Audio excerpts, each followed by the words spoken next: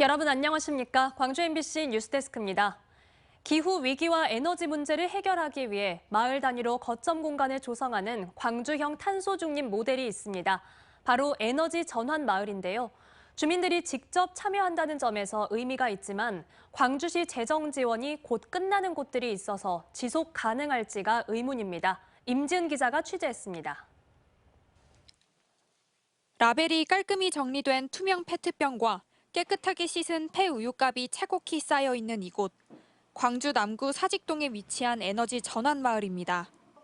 이 마을은 주민들이 쓰는 에너지를 신재생 에너지로 바꿔 나가겠다는 목표를 두고 만들어졌습니다. 마을 주민들은 매주 화요일마다 이곳에 모여 이렇게 버려진 우유 팩들과 페트병들을 직접 분류하는 등 마을 특성에 맞는 친환경 모델을 개발합니다. 일상에 일어나는 일이잖아요.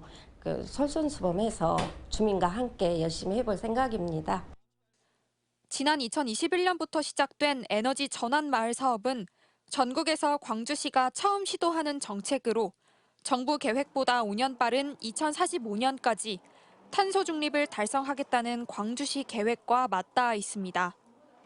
조합 형태로 해서 이제 태양광 사업까지 가는 게 아마 궁극적인 목표가 돼야 될 것 같고, 하지만 이 사업이 지속 가능할지는 의문입니다. 광주시가 한 마을에 주는 지원금은 4년 동안 1억 6천만 원. 5년째부터는 알아서 해야 하는 상황인데 광주시 재정 지원 없이 해나가야 하는데 과연 이후에도 유지될지는 알 수 없습니다. 이 일들을 하려면 주민들의 어떤 자치력이 필요하거든요. 에너지 전환을 할 수 있는. 처음에는 4년 끝나고 나서 좀 자립해보자 했거든요. 근데 현실적으로 어렵지 않겠나 이런 생각이 듭니다. 광주시 의회도 사업의 확장보다는 지속 가능할 수 있는 방안이 무엇인지를 논의하고 있습니다.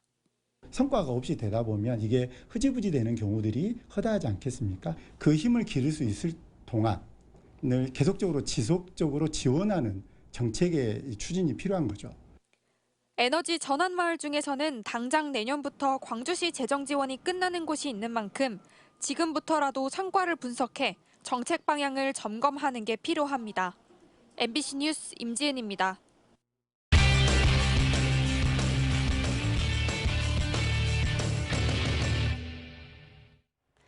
22대 총선 우리 지역구에서 누가 뛰는지 알아보겠습니다. 오늘은 광주 북구 갑입니다.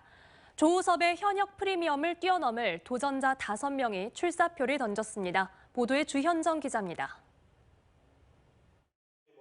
재선 광주시의원을 거쳐 지난 총선 때 국회에 입성한 조우섭 의원은 오랜 지역구 활동으로 다져놓은 텃밭에서 재선에 도전합니다. 현역 저지에 나서는 문상필 전 광주시의원은 이재명 대선 후보 장애인 특보단장을 역임하는 등 일찍부터 총선 채비를 하고 있습니다. 총선과 지방선거에서 여러 차례 출마한 경험이 있는 정준호 변호사는 진짜 지역 일꾼을 내세우며 22대 국회 입성을 노리고 있습니다. 그간 여러 선거에서 당선과 낙선을 반복하고 있는 진선기 전 광주시의원도 민주당에 복당해 총선 출마에 나섭니다. 국민의힘에선 6대 북구의회 출신인 이동국 당협위원장이 총선 주자로서 유권자들과의 교감을 늘리고 있습니다. 지난해 이미 공식 총선 출사표를 던진 김주업 진보당 광주시당 위원장은 새 정치, 새 인물을 내세우며 총선을 향해 전진하고 있습니다. 전통적으로 민주당 지지세가 높은 광주 북갑 선거구에서는 경선이 곧 본선이라는 인식이 강한 곳이어서 예선 전에서부터 치열한 경쟁을 예고하고 있습니다. MBC 뉴스 주현정입니다. 어젯밤 11시 반쯤 나주 성북동의 한 아파트 2층에서 불이 나 집안에 있던 지적장애인 20대 손모 씨가 숨진 채 발견됐습니다. 불은 집 내부를 모두 태우고 출동한 소방당국에 의해 30여 분 만에 꺼졌습니다. 경찰과 소방당국은 가스레인지에서 가스 누출로 인해 불길이 시작된 걸로 보고 정확한 화재 원인을 조사하고 있습니다.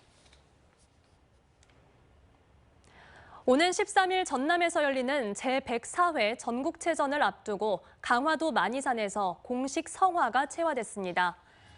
강화도 만이산 참성단에서 공식 채화된 전국체전 성화는 전남도청까지 차량으로 이송됐으며 해남 땅끝 맴섬광장과 고흥 나루우주과학관, 목포 북항 노을공원에서 각각 특별 채화완 성화와 함께 오는 10일 성화 봉송 행사 전까지 도청에 안전하게 보관될 예정입니다.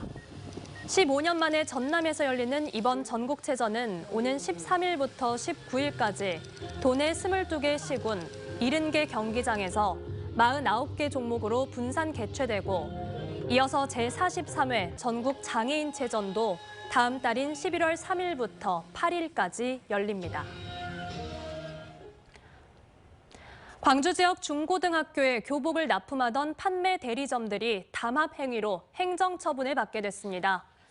광주시 교육청 계약심의위원회는 중고교에 납품되는 교복을 비싸게 판매할 목적으로 담합에 가담한 판매 대리점 38곳에 대해 5, 6개월간 입찰 참여 제한 조치했습니다. 교육청은 담합업체 명단을 조달청에 부정당 업체로 등록할 예정이며 이들 업체들은 내년 4월까지 각 학교가 실시하는 교복 입찰에 참여할 수 없게 됩니다. 이들 업체들은 학부모의 교복값 부담을 덜기 위해 도입된 최저가 2단계 입찰 방식을 악용해 32억 원의 부당이득을 챙긴 혐의로 재판에 넘겨졌습니다. 광주 지역 초중고교 학생들이 5년 뒤에는 15% 가까이 감소할 것으로 예측됐습니다.